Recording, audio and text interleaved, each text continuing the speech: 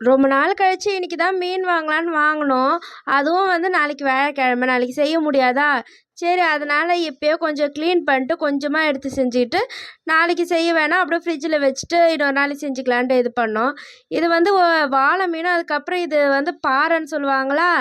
இது வந்து அம்மாவுக்கு அது கட் பண்ணவே முடியல. அந்த அளவுக்கு வந்து அது கெட்டியாக இருந்து, ரொம்ப கஷ்டப்பட்டு தான் அதை கட் பண்ணி இது பண்ணாங்க.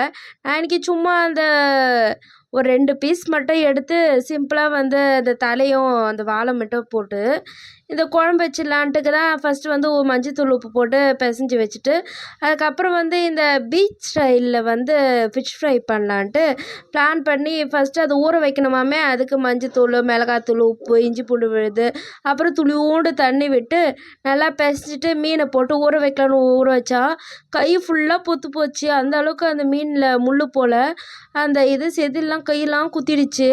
அவ்வளோ இதுவாக இருந்தது அந்த மீன். அதுக்கப்புறம் ஓரளவுக்கு எல்லாத்தையும் போட்டு ஊற வச்சுட்டு ஒரு 15 நிமிஷம் 20 நிமிஷம் தான் ஊற வைக்கணுமா. அதனால நான் வந்து அப்படியே ஊற வச்சுட்டு இந்த சைடு வந்து அதுக்கு தேவையானதெல்லாம் வறுத்துக்கினேன். இந்த தனியா, அதுக்கப்புறம் சீரகம், கொஞ்சம் மிளகு, சோம்பு, அப்புறமா வந்து இந்த உளுந்து அதெல்லாம் போட்டு நல்லா வறுத்துக்கணும்.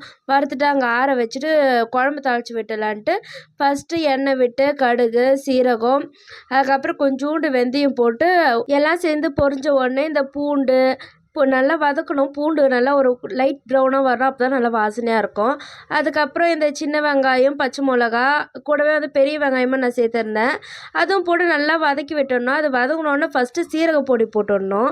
அதுக்கப்புறம் அது ஒரு 2 நிமிஷம் வதக்கிட்டு நெக்ஸ்ட்டு வந்து தக்காளி போட்டு அது கொஞ்சம் நல்லா வதங்கின அப்புறம் அது கூடவே உப்பு சேர்த்துட்டு இந்த சாம்பார் பொடி இருக்குல்ல அது போடணும். சாம்பார் பொடி போட்டு ஒரு 2 நிமிஷம் வதக்கிட்டு செகண்டாக வந்து மிளகாத்தூள், மஞ்சத்தூள் இதெல்லாம் போட்டு நல்லா வதக்கி விட்டோன்னா எல்லாம் ஒன்று சேர்ந்து வதங்கினோடனே இந்த புளி தண்ணி ஊற்றி அது ஒரு சைடு கொதிக்க விட்டு இந்த சைடு வந்து நம்ம வறுத்து வச்சுருக்கோம்ல அது கூட 1 ஸ்பூன் வந்து அரிசி மாவு, 1 ஸ்பூன் கடல மாவு, அதுக்கப்புறம் கொஞ்சமாக வந்து இந்த காஷ்மீர் சில்லி தான் போட்டிருந்தேன். நான் மிளகா வறுத்து போட சொன்னாங்கன்னு நான் வறுத்து வச்சேன்.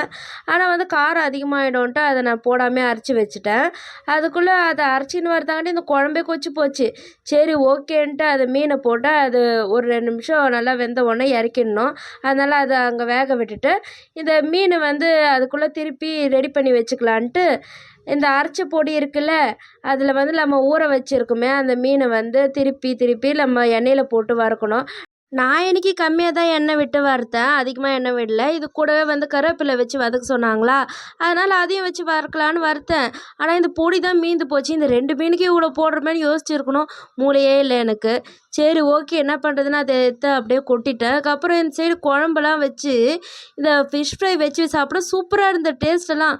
அந்த ஃபிஷ்லாம் நல்லா முருவலாக வறுந்துருந்தா. ஆனால் என்னென்னா அந்த ஃபிஷ்ஷுக்குன்னு ஒரு தனி ஃப்ளேவர் இருக்கணும்ல. இந்த பீச் ஸ்டைலில் செஞ்சால் அந்த ஃப்ளேவர் மட்டும் மிஸ் ஆச்சு. ஆனால் டேஸ்ட்லாம் நல்லா இருந்து.